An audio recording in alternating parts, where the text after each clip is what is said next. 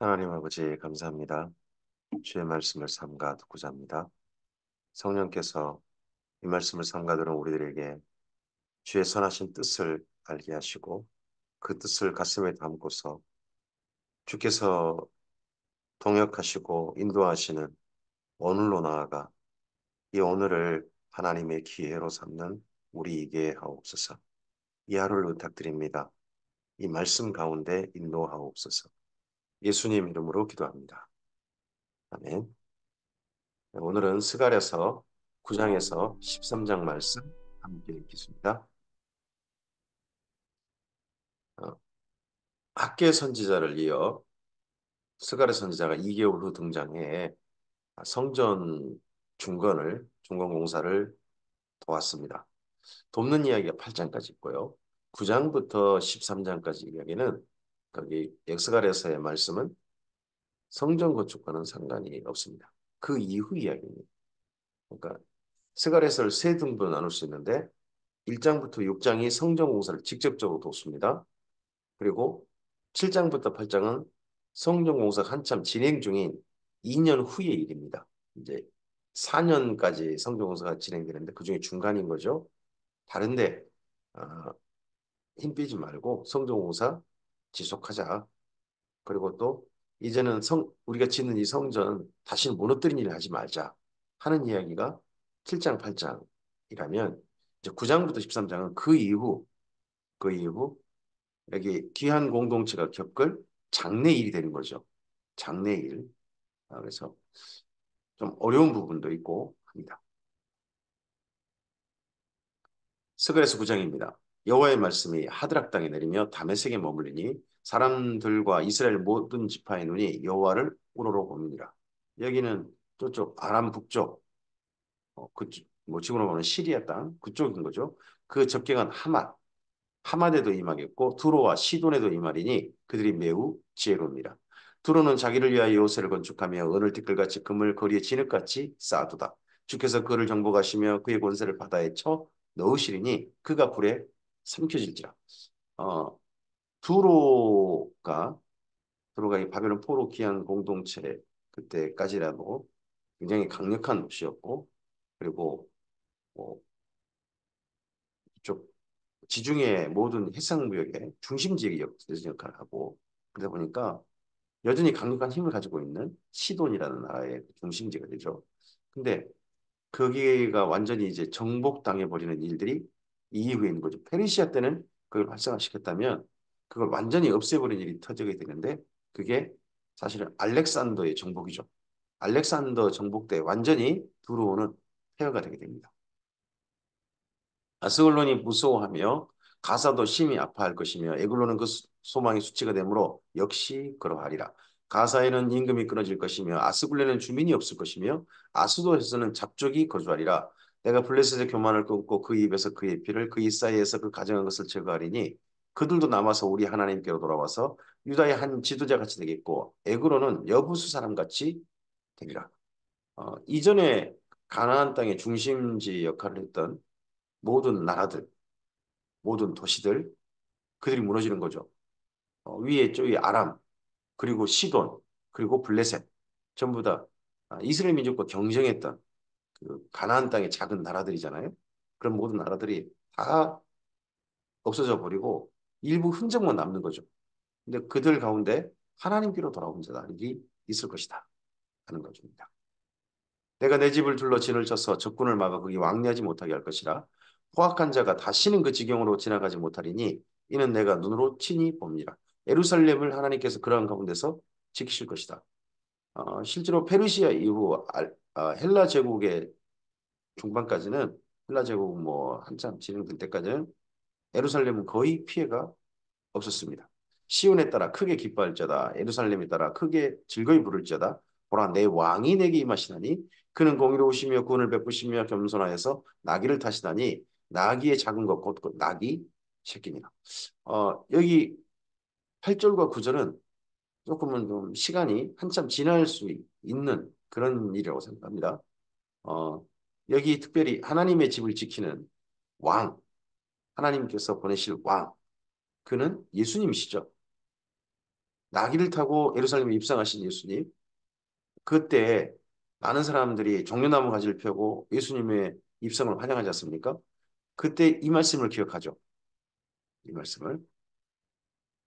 내가 에브라임의 병거와 예루살렘의 말을 끊겠고 전쟁을 활도 끊으리니 그가 이방 사람에게 화평을 전할 것이요 그의 통치는 바다에서 바다까지 이르고 유브라데 강에서 땅끝까지 이르리라. 그래서 예수님의 이런 통치, 왕으로 통치가 세상 끝까지 퍼질 것이다. 그래서 이 예수님의 통치가 가득한 나라를 신약 성경에서는 하나님의 나라라고 표현하죠. 또 너로 말할진대 내 언약의 피로 말미암아 내가 내 갇힌 자들을 물 없는 구덩이에서 놓았나니 갇혀 있으나 소망을 품은 자들아 너희는 요새로 돌아올지니라 내가 오늘도 이르노라 내가 내게 갑절이나 갚을 것이라. 물 없는 구덩이. 물 없는 구덩이는 예레미야서를 읽어보면 이게 보입니다. 너희가 참으로 실로와 물을 샘물을 택하지 않고 물 없는 구덩이를 택했다. 그 물 없는 구덩이 강대국이에요. 강대국, 애굽이라든지 저기 아수르라든지 이런 강대국을 택하는 강대국이 자꾸 붙어서 어떤 목숨을 보존하려고 하는 이스라엘 형태를 물 없는 구덩이를 가까이 한다. 뭐, 터진 웅덩이 이렇게까지 표현하죠. 근데 여기가 물 없는 웅덩이가 어디입니까? 메소포타미아 그쪽인 거죠. 페르시아 지금 심지어 페르시아 쪽 그쪽인 거죠. 거기에 이전에 갇혔었죠. 노예로 잡혀 있었잖아요. 그리고 감옥 생활한 것처럼 얘기하잖아요. 그런 사람들입니다. 그 사람들은 이제 돌아오라는 겁니다. 어디로? 요새로. 그 요새가 어디입니까? 하나님께서 지켜주시는 요새. 예루살렘이겠죠. 내가 유다를 당긴 활로 삼고 에브라임을 끼운 화살로 삼았으니 시온아 내가 내 자식들을 일으켜 헬라 자식들을 치게 하며 너를 용사의 칼과 같게 하리라. 헬라와 이렇게 서로 맞붙어서 대적하고 했던 일은 사실 나중의 일이죠. 예루살렘에 안티오코스 에피파네스 4세가 그 예루살렘을 차지하고 성전에서 돼지피를 뿌리고 제우 신성을 세우고 더럽혔던 바로 그런 시간에 이스라엘 민족이 여기 헬라 사람들과 서로 대적하죠. 우리가 흔히 마따디아스 그 사람들의 하스몬 왕조에 일어날 때 그 사건과 이거 연결해 볼 수 있는 사건입니다. 여호와께서 그들 위에 나타나서 그들의 화살을 번개같이 쏘아내실 것이며 주 여호와께서 나팔을 불게 하시며 남방 효리 바람을 타고 가실 것이라. 만군의 여호와께서 그들을 호위하시리니 그들이 원수를 삼키며 물맷돌을 밟을 것이며 그들이 피를 마시고 즐거이 부르기를 술 취한 것 같이 할 것인즉 피가 가득한 동이와도 같고 피 묻은 재단 모퉁이와도 같을 것이라. 아마 이런 말씀 때문에 어, 하스몬 하스몬 왕조 뭐 마카비 마카비 항쟁이 끝났을 때 이제 완전히 시리아 제국이 헬라 계통인 시리아 제국이 물러났을 때 그때 거기 예루살렘에 입성할 때 어, 어린아이를 타고 갔다고 들어갔다 그러죠. 여기 말씀을 살짝 생각하고 그랬던 그 퍼포먼스였던 것 같습니다.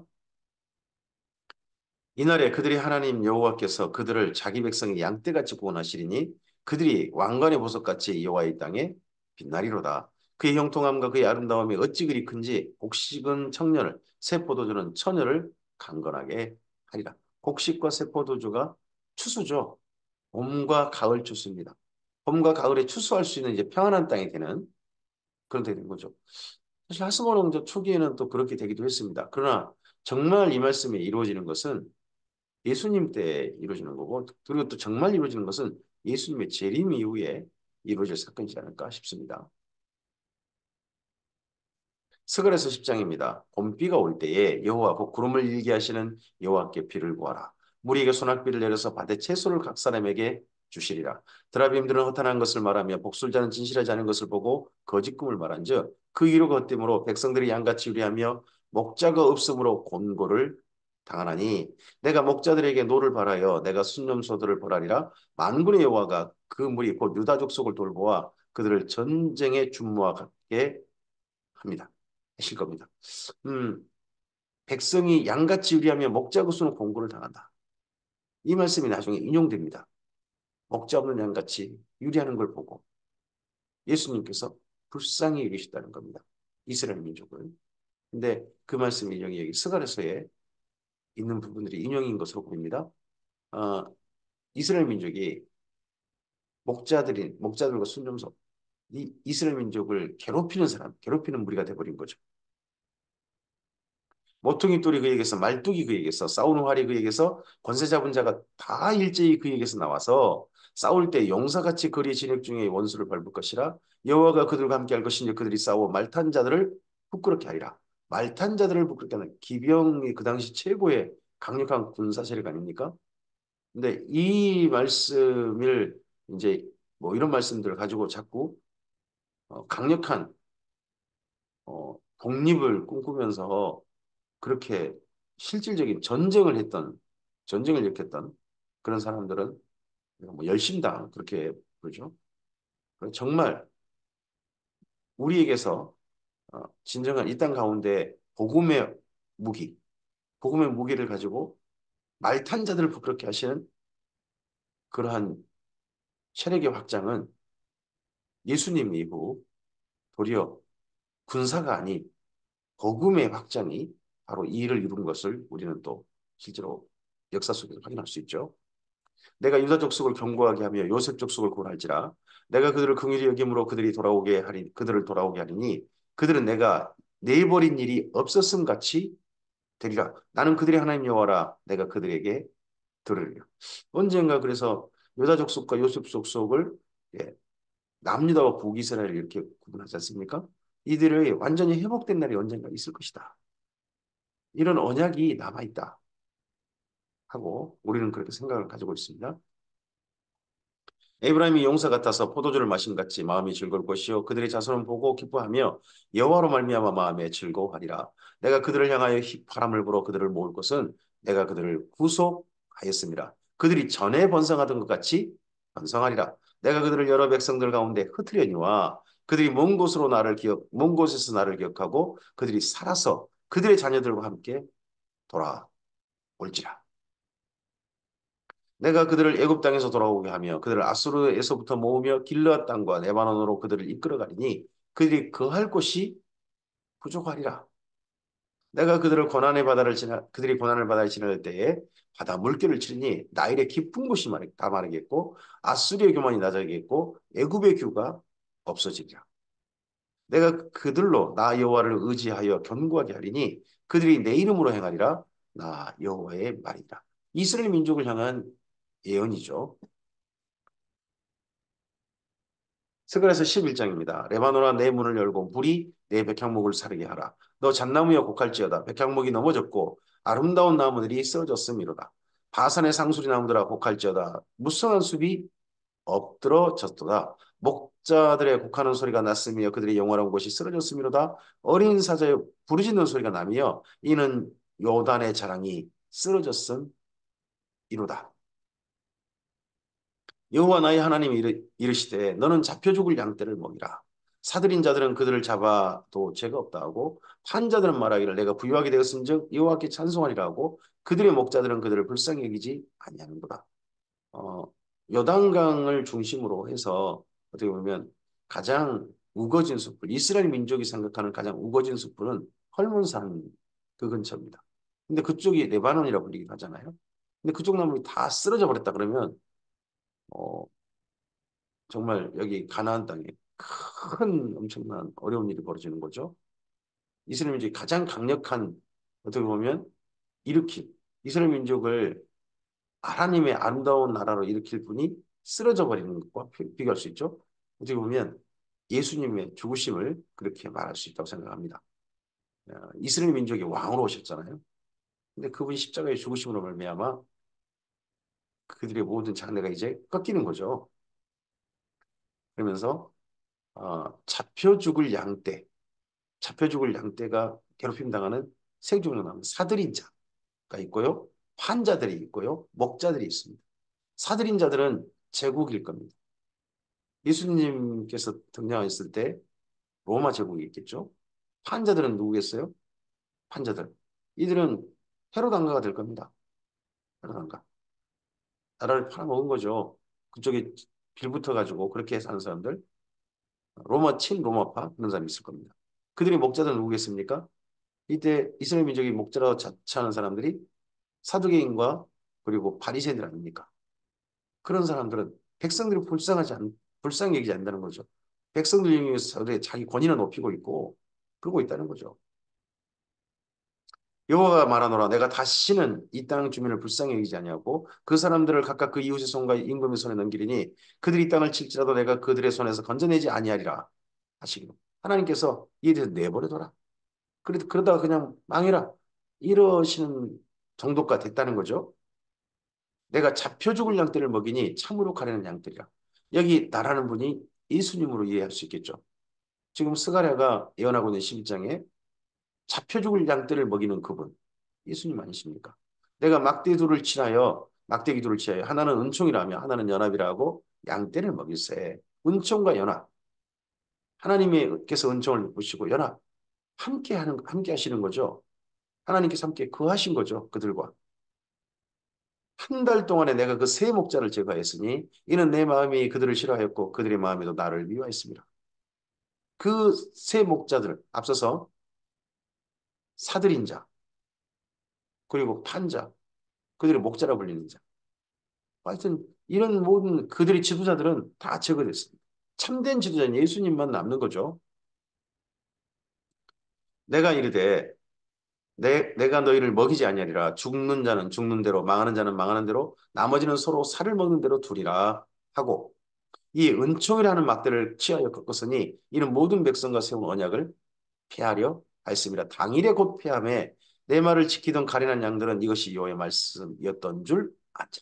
십자가상에서 옛 언약이 이스라엘 민족과 맺었던 옛 언약이 이제 폐해집니다. 그리고 이스라엘 민족을 넘어선 예수님을 주님으로 맞아들인 그런 이스라엘 민족을 중심으로 해서 이방인까지 포함되어진 새 언약이 맺어지게 되죠. 가련한 양들, 하나님 말씀을 같이 지키던 가련한 양들, 그들이 예, 메시아와 함께 있던 무리들이 되는 거죠. 내가 그들에게 이르되 너희가 좋게 여기거든 내 품삯을 내게 주고 그렇지 아니하거든 그만두라. 그들이 곧 은 30개를 달아서 내 품삯을 삼는지라. 예수님의 이런 모든 수고의 사역, 공생의 사역에 값이 은 30개밖에 안 됩니다. 은 30개 예수님이 팔리죠. 실제로. 여호와께서 내게 이르시되 그들이 나를 헤아린 바 그 싹을 토기장이에게 던지라 하시기로 내가 그은 30개를 여호와의 전에서 토기장에게 던져졌다는 겁니다. 그때 은 30개를 받고 예수님 팔아먹었던 가룟유다가 후회해서 은 30개를 다시 돌려주죠. 그러자 그걸 사두개인들이 어떻게 합니까? 이거 성경에 들은 거 마땅치 않다 해가지고 토기장의 밭을 사가지고 지나가는 나그네들의 묘를 삼았다는 거 아닙니까? 이 말씀이 그들이 이렇게 이루어질 줄 우리가 여기 스가랴도 아마 미처 몰랐을 것이고 나중에 정말 어, 초대교회 성도들이 이 말씀이 이대로 이루어진 거 보고 정말 소름 돋았을 것 같습니다. 또 내가 연합이라 하는 둘째 막대기를 꺾었으니 이는 유다와 이스라엘 형제의 의리를 끊으려 함이었느니라. 더 이상 이스라엘 민족 중심한 메시아까지 죽여버린 이스라엘 민족 중심한 하나님의 관계는 더 이상 이어지지 않습니다. 새로운 관계가 설정되는 거죠. 교회와의 관계. 이스라엘 민족과 맺은 관계가 아니라 이제는 교회와 맺으신 관계로 언약의 대상이 바뀌게 되는 겁니다. 여호와께서 내게 이르시되 너는 또 어리석은 목자의 기구들을 빼앗을지니라. 보라 내가 한 목자를 땅에서 일으키리니 그가 없어진 자를 마음에 두지 아니하며 흩어진 자를 찾지 아니하며 상한 자를 고치지 아니하며 강건한 자를 먹이지 아니하고 오히려 살진 자의 고기를 먹으며 또 그 굽을 찢으리라. 화에 있을진저 양떼를 버린 못된 목자요 칼이 그의 팔과 오른쪽 눈에 내리리니 그의 팔이 아주 마르고 그의 오른쪽 눈이 아주 멀어버릴 것이니라 하시니라. 어, 두 목자가 등장해요. 앞서서 스가랴 11장에는 사실 세 종류 목자죠. 이스라엘 민족을 양떼를 버린 목자들 그런 목자가 있고 그리고 그 죽일 양떼를 먹인 목자가 있죠. 그리고 또 한 목자가 11장 16절부터 등장한 목자예요. 앞서서 버린 목자들은 나중에 예수님 등장할 때 그러한 지도자들이라면 그 중간의 목자는 예수님이시죠. 그리고 세 번째 16절 이하의 이 목자를 아무리 봐도 마지막 때 이스라엘 민족이 자기들의 목자로 여기겠지만 그걸 이스라엘 민족을 잔인하게 찢어버린 못된 목자, 화 있을 목자, 거짓 목자, 거짓 메시아. 우리가 성경 신약성의 이를 짐승이라고 표현하죠. 그가 아닐까 싶습니다. 스가랴서 12장입니다. 이스라엘에 관한 여호와의 경고의 말씀이다. 이스라엘, 반민족 아닙니다. 이스라엘에 관한 여호와의 경고의 말씀이라. 여호와 곧 하늘을 펴시며 땅에 터를 세우시며 사람 안에 심령을 지으신 이가 이르시다. 우리 안에 심령을 지으신 분이 하나님이시다. 그 코에 생기를 불어넣어 생명이 되게 하셔서 생명이 되게 하시고 우리 안에 심령 존재하게 하신 분이 하나님이시다. 보라 내가 예루살렘으로 그 사면 모든 민족에게 취하게 하는 잔이 되게 할 것이라. 예루살렘이 에워싸일 때에 유다에까지 이르리라. 그날에는 내가 예루살렘을 모든 민족에게 무거운 돌이 되게 하리니 그것을 드는 모든 자는 크게 상할 것이라. 천하 만국이 그것을 치려고 모이리라. 여호와가 말하노라. 그날에 내가 모든 말을 쳐서 놀라게 하며 그 탄자를 쳐서 미치게 하되 유다 족속은 내가 돌보고 모든 민족이 말을 쳐서 눈을 멀게 하리니 유다의 우두머리들이 마음속에 이르기를 예루살렘 주민이 그들이 하나님 만군의 여호와로 말미암아 힘을 얻었다 할지라.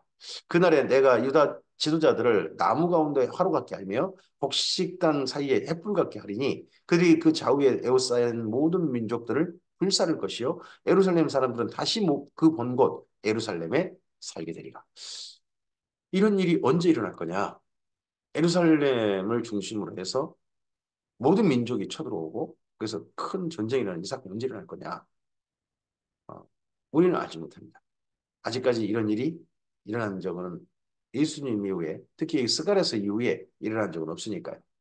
뭐 AD 70년에 예루살렘을 쳤던 로마 제국은 있습니다. 하지만 모든 민족은 아니지 않습니까?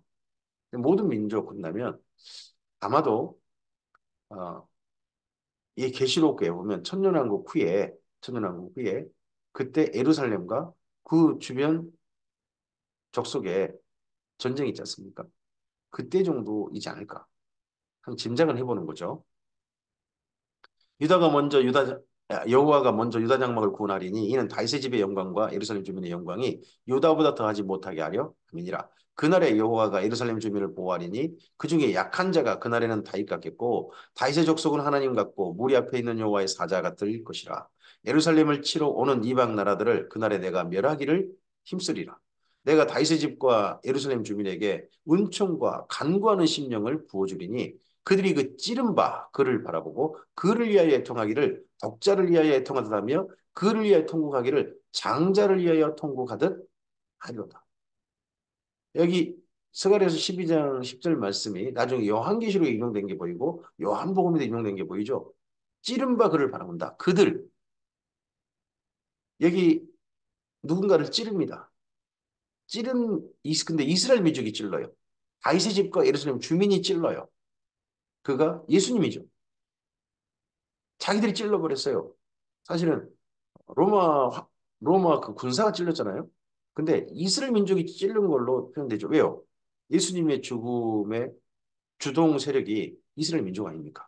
그래서 이스라엘 그 찌른 바 그를 보고 애통한다는 거죠. 자기들이 죽였는데 자기들이 죽인 그분이 정말 자기들을 위한 메시아인 걸 알고 실제 확인하고 통곡할 거라는 거죠.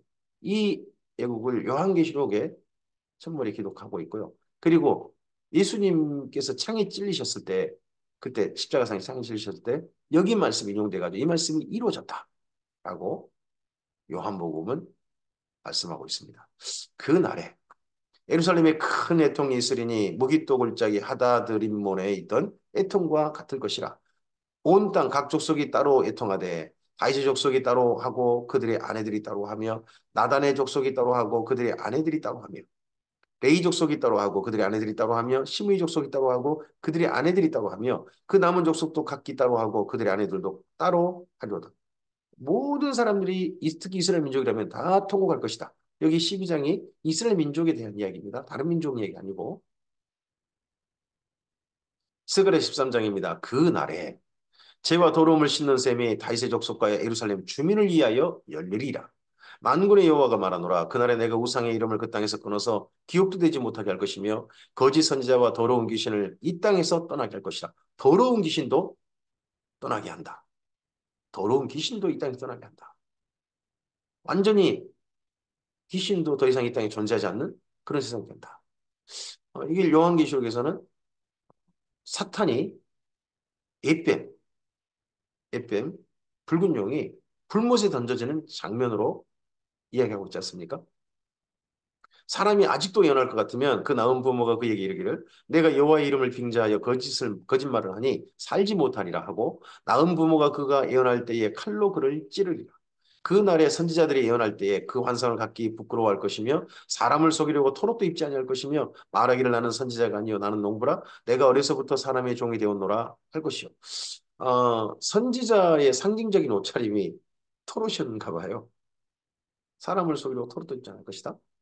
어, 하여튼 그래서 어떤 특별한 퍼포먼스가 있는 것 같은데 어, 예언 그리고 토롯 이런 부분들 이야기합니다. 근데 우린 토롯 그러면 딱 떠오르는 분이 있죠. 어, 맨 먼저는 엘리야고 그리고 그다음에 오리라 한 엘리야인 세리온이 떠오르죠. 어떤 사람이 그에게 묻기를 내 두 팔 사이에 있는 상처는 어찌 됨이냐 하면 대답하기를 나는 나의 친구의 집에서 받은 상처라 하리라. 만군의 여호와가 말하노라 카라 깨어서 내 목자 내 짝된 자를 치라. 목자를 치면 양이 흩어지리니와 작은 자들 위에는 내가 내 손을 들이우리라. 목자를 치면 양이 흩어진다 하는 이 말씀이 또 예수님께서 십자가 달리시기 전에 겟세마네 동산에 붙잡히실 때 그때 예수님께서 인용하신 말씀이죠.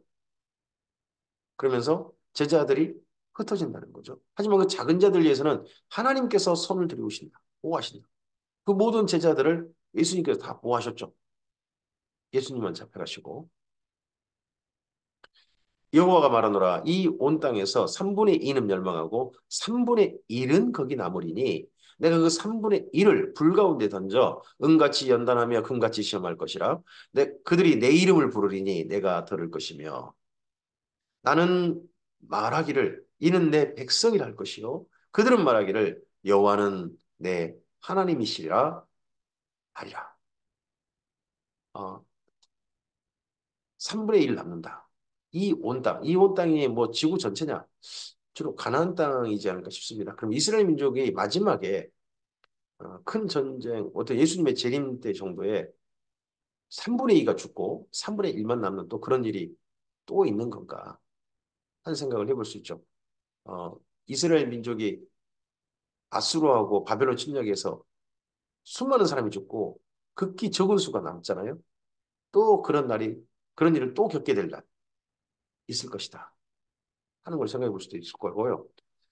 그리고 AD 70년에 이스라엘 민족이 로마에 함락될 때 수많은 사람이 죽었다 그러죠. 이스라엘 민족이. 100만 명 넘는 사람이 예루살렘 성에 있다가 대부분 다 죽고 일부는 포로로 잡혀가고 그런 끔찍한 일을 겪게 되죠.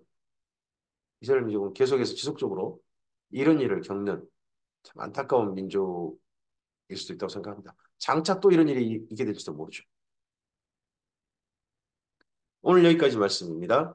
이렇게 스가랴서 9장에서 13장까지는 돌아온 포로에서 돌아온 공동체, 이스라엘 민족이 장차 겪을 일들, 그 일들을 중심으로 예언하고 있습니다. 근데 안타까운 것은 스가랴서에 어, 이스라엘 민족이 자기들 위해 온 진짜 참 목자를 죽여버릴 거예요. 그리고 나중에서 그걸 깨닫게 될 것이다 하는 게 예언되어 있다는 겁니다. 이게 신약 성경에 예수님의 초림과 재림하고 연결되고 그리고 보면 음, 그런 말씀으로 우리가 이해할 수 있겠구나 하고 보입니다. 아, 이제 이러한 말씀 후에 우리가 읽을 말씀은 에스더서로 가게 됩니다. 그래서 에스라서 1장부터 6장까지 우리가 읽었고 그리고 학계 스가랴서를 읽었습니다. 그리고 중간에 6장과 에스라서 6장과 7장 사이는 시간이 70년 넘는 간격이 정도 있습니다. 어느 정도 간격이 있어요. 그 간격 70년은 안 되나요? 그 간격이 있는데 그 사이에 에스더 사건이 있습니다. 그래서 에스더서를 먼저 읽고 그리고 난 다음에 우리가 에스라서 7장으로 이어가도록 하겠습니다. 그래서 이제 이 다음에 이어질 말씀은 에서서로 이어서 읽어가도록 하겠습니다. 오늘은 스가랴서 말씀을 통해서 우리 다시 한번 우리의 삶을 정돈했으면 합니다. 하나님의 선하신 말씀은 예언은 그 말씀하신 대로 이루어진 것을 봅니다. 과거에 이루어졌고 오늘까지 이루어졌고 장차도 주의 말씀대로 이루어질 것입니다. 역사가 하나님께서 정하신 대로 이루어짐을 우리는 봅니다. 그렇게 이루어지게 하실 하나님의 역사를 바라보고 오늘 우리의 삶을 다시 한번 추스렸으면 좋겠습니다. 하나님 나라의 사건, 하나님 나라의 사건이 오늘도 이 땅 가운데 아름답게 펼쳐지길 바랍니다. 그게 우리입니다. 우리에게 오신 목자를 죽여버리는 안타까운 사건이 아니라 우리에게 찾아오신 목자와 함께 그분의 다스리심을 받고 돌봄을 받아서 하나님의 아름다운 양무리를 이루는 하나님께서 허락하실 진정한 평화를 누리는 오늘이었으면 좋겠습니다. 주의 선하신 은혜가 이 땅 가운데서 하나님의 선하신 뜻을 받들어 살고자 하는 우리들과 함께 하시기를 바랍니다. 감사합니다.